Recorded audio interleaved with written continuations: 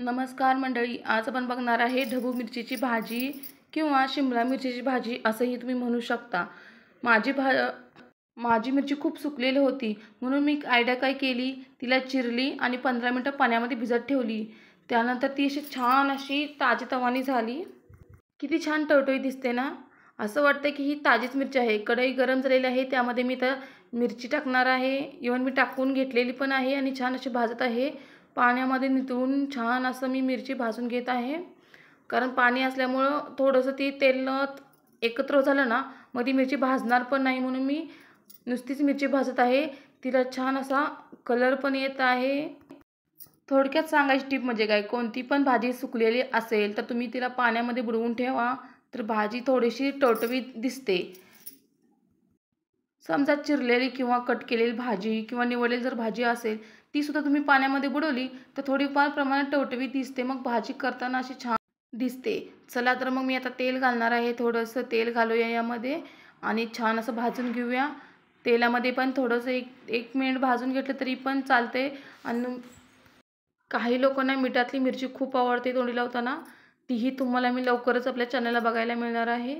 छान अशी मिरची आपली भाजून घेतलेली आहे, त्यामध्ये घालणार आहे मी चवीप्रमाणे मीठ आणि छान अशी तिला एकत्र करून थोडंसं परतून घेत आहे, कारण मीठ सगळीकडे जावं असं। आता मी हिला झाकून शिजवणार आहे कमी गॅसवर। पाणी अजिबात वापरलेलं नाही बघा तुम्ही ते। छान अशी आपली शिमला मिरची भाजून झालेली आहे। आता त्यामध्ये आपण मसाले घालायचे आहेत। इथे चटणी घातलेली आहे म्हणजे लाल तिखट।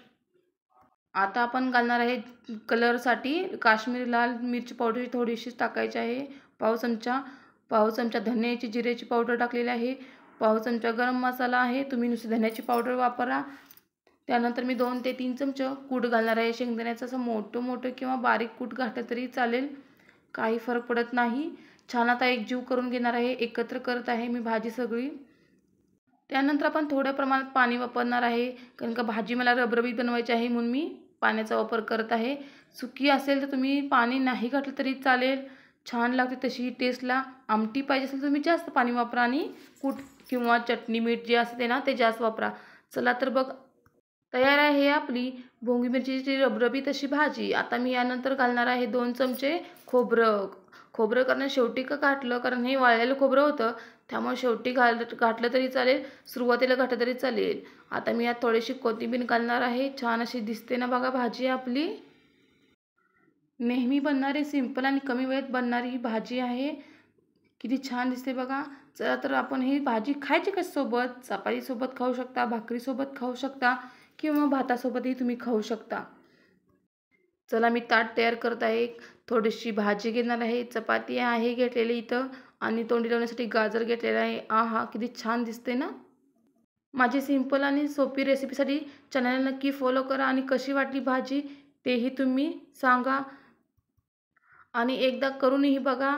खरंच तुमच्या घरच्यांना ही खूप छान भाजी आवडेल आणि ही कमी वेळेमध्ये कमी साहित्यामध्ये तयार होते आणि टेस्टही खूप छान लागते।